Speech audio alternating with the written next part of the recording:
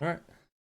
What's up, guys? It's Radzilla here, and we're with Magnan, and he's going to be commentating some of his gameplay for us and telling us a little about himself. So here's Magnan. Yo, what's up? Thank you for having me on in the first place. So basically, I'm considered by many people as one of the best players on NA. I've been playing this game seriously since 2021, which has been a year now. Basically, what I do is always reach for the maximum DPGs possible. So, for example, the S-Con got finished at 5.4 in 80 games, and the IS-4 I finished at 5.2. I don't really play competitive, and also I am notorious for having a terrible setup, which in my opinion makes it more impressive. But yeah, that's about it. And a little bit, I remember on Smiley's podcast, you were saying some of the issues with your setup there, like your Yeah. keyboard, some keys are broke, and the mouse isn't quite right. So it's pretty So impressive. basically, instead of WASD, I use WAX and F, which is possibly the hardest um thing that you can do for your hand, but I make it work really well with juking and stuff. I got it down. So basically, on Ansk from this side, you have one option for a starting play, which is the two windows. You usually want to play the right one to get the better angle on the crossing on the 100, and you can fall back and look at the left window for the shot on the Leo. After your two shots, you do want to rotate to where the VZ is. Ideally, you want to take the inside of it because the outside you get shot, but yeah, and if they push you, you want to play where the cron is, which is at the two windows to your left, which gets you really good shots. So basically, right here, you see how good that position really is because they have such a tiny shot at your lower plate. They've got shots at their entire tank, which is a perfect scenario for the S-Kong. That's why I love the S-Kong so much because you get to play hold on and kind of side script against the right tanks which don't have heat. So right here, basically this is basically textbook on what you want to do in this position. Now you see that we are massively disadvantaged, right, on this side. So you have two options if you want to pause it right here. So basically, go in free cam. So you have two options. Either you go to where the E3 is, or you fall back to D4 to where the little corridor is, and you can kind of side Yeah, scrape. right here. Yep, and those are your two best plays. However, I felt like in this instance, I could stay at right next to the Yag because the 100 is gonna maybe push with the M454. But yeah, you can resume the replay.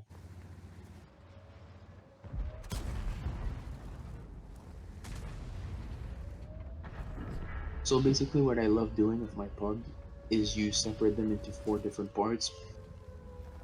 So the first part, in the first minute or two, you want to get your early damage from a position, and then your second and third part, you do two rotates. So for example, on this, you immediately see, as soon as I saw the Panzer wagon shooting me, this is my third rotate. So this is a third part of the replay, and this is where I'm gonna get most of my damage. And basically, to reset the cap, you see where I'm actually at. There's this little cooldown right to my right.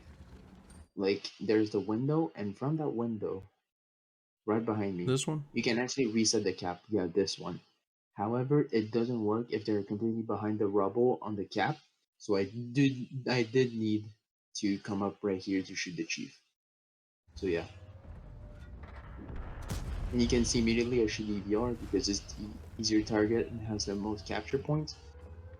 And basically from there, you can see that the chief is really having a difficult time because, well, he's got his entire pole shown to me and only show Yeah. my track, which is, yeah, pretty hard to do. And also, I want to point out this is maybe not the best play by the Chieftain because, again, the mini map he had potential to help pincer for his team. Instead, going for the cap with this much HP on the board is a little questionable, honestly. Yeah, well, that is the nature of pubs, and you do need to adapt on the fly. So, Like, this is a problem I have with NA, is that people are super dumb. So you need to react to those plays very fast, or else you lose games super quick. Yeah, Like, if I didn't come back, I think we would have lost already. Also, I did realize the STB pushing, and I do have HE loaded to make sure that I get a good roll enough. Now, you could argue that I could have shot a PCR, but if I low roll that shot, I'm kind of cooked because I'm in the fadeaway crossfire with the Leopard 1 yeah, and the definitely. EBR. So from this, very important, you do want to be safe from the guy with the higher alpha, obviously. At that state of the game where it's close, you need to take the least damage you can because you're gonna need that HP for the last part of the match, which is farming the last tanks and basically securing a win or farming on the loss. Yeah, I find a lot of times when I play is like try and preserve HP at the start when I'm really aggressive. That way I can do like one for one trades at the end to finish off and get the win or more damage output.